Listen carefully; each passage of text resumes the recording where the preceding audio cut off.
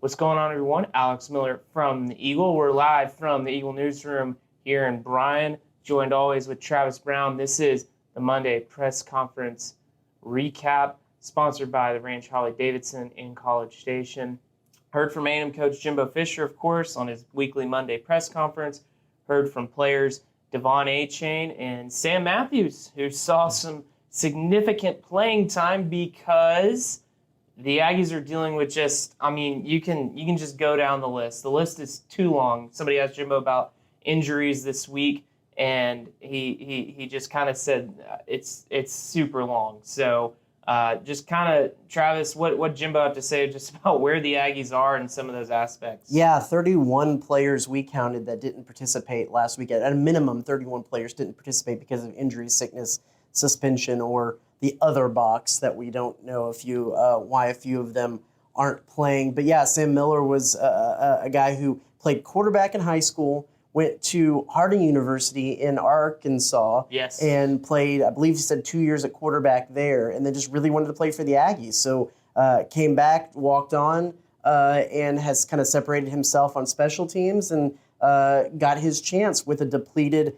defensive back to play a core. He actually got moved from linebackers to the nickelbacks this week because they knew they were going to be able to deplete Antonio Johnson, of course, out this week. So, yeah, Jimbo Fisher, when he talked about the injury, said he hasn't seen really anything like this in his career. Said he believes it's more being unlucky than anything to do with maybe the strength and conditioning programs or anything like that. But they are probably going to be without a decent amount of players again this week in Auburn. The most important one, though, that we did ask about is that Connor Wegman, who of course was out with the flu last week, is going to be back in practice today. And Jimbo Fisher said he's QB1 heading into that last road trip. Yeah, which seems to be a big development because watching Haynes King on Saturday, just very clear he not 100%. And what Wegman was able to do against Ole Miss, I mean, that was the biggest spark as A&M had on offense pretty much the entire season. Of course. I mean, I think Wegman has every right to be the guy moving forward. I will say Haynes King in the first half, with how injured and banged up he is, did look pretty good moving the ball. It's that second half. They stopped the run, A&M's run, and everything just kind of seemed to fall apart after that. But, I think not only is Connor Wegman going to be big, but the run game's going to be big moving forward as well. Yeah, I heard from Devon Achane today. He was a guy he said he was, about 80% maybe on Saturday. Really saw that first drive where he busted out the long run and, normally where he kind of just takes off and beats everybody to the house. He just didn't have the gas to finish it off. And, I mean, it was pretty evident about that. Then in the second half, A&M obviously passing more, playing from behind. And with Cam Dewberry out, Mark Naboo steps in. What are you just kind of seeing from what A&M's trying to get going in the run game this week against Auburn? Yeah, it's interesting. I think it was, like you said, pretty obvious that he had still dealing with some of the after effects of being sick last week. Both him and Jimbo Fisher said he was one of those guys that was dealing with illness last week. Evident, it was the lead of the story if you were watching the TV broadcast. After one of those first half touchdowns, one of the offensive linemen came and tried to do the pick him up by his shoulder pads thing to celebrate. And he slapped his hands away and said, no, don't do that. Probably still needing to conserve as much of that energy and feeling from recovering from that illness. But I did the math. In the second of the Southeastern Conference games A&M has played so far this year, 29% of Devon Achane's yards have come in the second half. He has 611, I believe, in conference play so far, and 29% of that has come in the second half. Although 41% of his carries have come in the second half as well. So it's not necessarily that there is a stark difference. Now, if you look at those individually, I think Arkansas, they ran him pretty heavily in the second half, and it's dwindled as they've gone. Only 12 carries in the fourth quarter. Again, a little bit skewed because you can say that there's been times where they've been down and needed to pass the ball to come back. Right.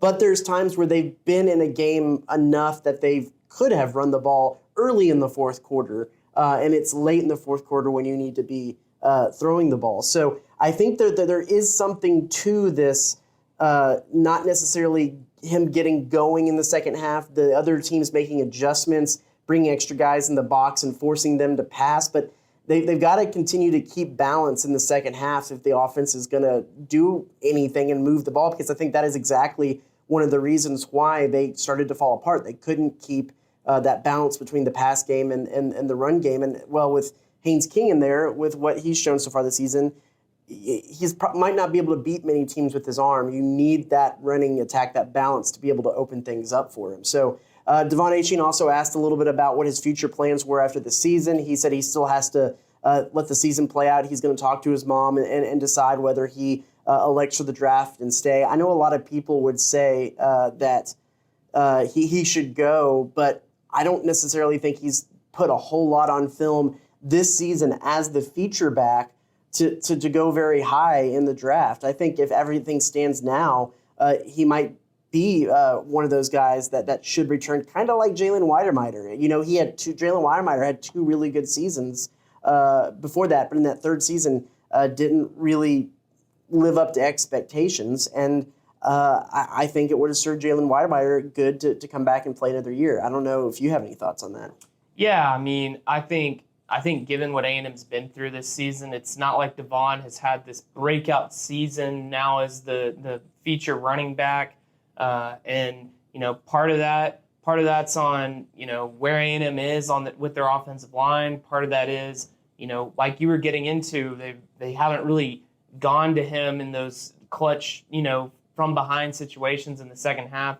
So I think I'm in agreement with you, Travis, that at this point in time, Devon, it would probably serve him well to come back. You know, the other thing you got to consider too is where's track taking him. You know, he really took off on the track side of things last spring. You know, what happens this coming spring?